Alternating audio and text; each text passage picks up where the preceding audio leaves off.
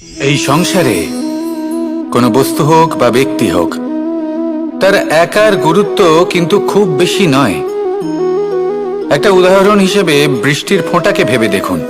যদি একটি বৃষ্টির ফোঁটা হয় তাহলে তার খুব বেশি গুরুত্ব থাকে না, কিন্তু যখন সহস্র বৃষ্টির ফোঁটা মেঘের মধ্যে দিয়ে ঝরে পড়ে তখন সেটা বর্ষার রূপ ধারণ করে।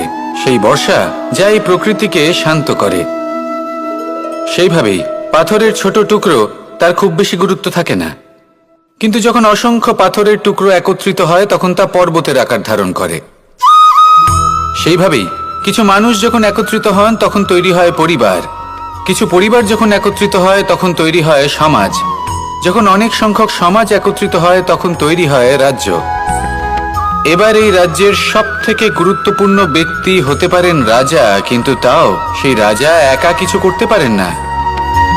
যুদ্ধ লড়ার সময় তারও নিজের সৈন্যদলকে প্রয়োজন পড়ে।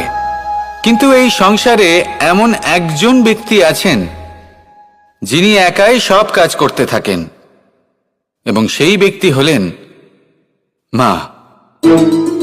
আমাদের জীবনে একজন পিতার ভূমিকা কিন্তু নিঃসন্দেহে অমূল্য, কিন্তু আমাদের সকলের জীবনে যে ভূমিকা একজন মায়ের তা অন্য কারোর থাকে না।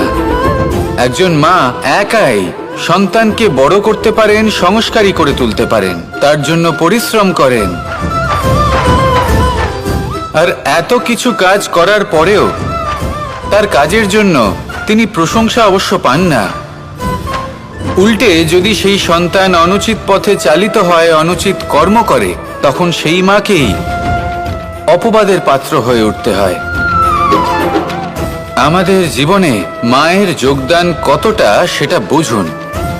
আপনাকে বড় করে তোলার জন্য উনি কতটা পরিশ্রম করেছেন সেটা বুঝুন।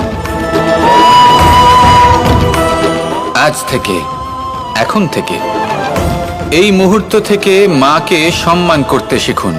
যখন সময় পাবেন, যখন সুযোগ হবে, তখন তার প্রশংসা করুন, ওনারও ভালো লাগবে।